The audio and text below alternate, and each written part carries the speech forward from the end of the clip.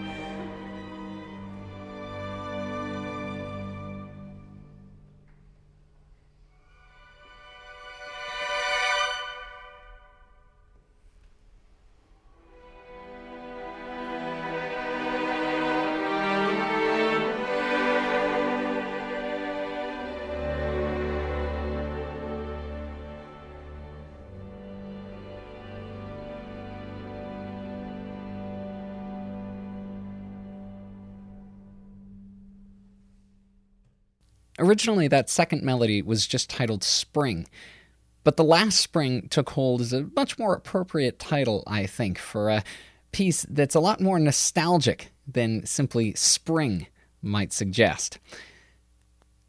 Thanks to A Far Cry and the Isabella Stewart Gardner Museum in Boston for putting that up on the web. You can check out a ton more in the museum's website, gardnermuseum.org. They've got a great podcast series of all their concerts. And thank you for listening. If you have the chance, please rate and review this podcast wherever it is that you're getting it. I'm Tyler Alderson, and next week for your classical break, we'll be listening to some Chopin, some Borodin, and we'll start things off on Monday with Gabriel Grovlet's La Monarque aux Images. I'll see you then.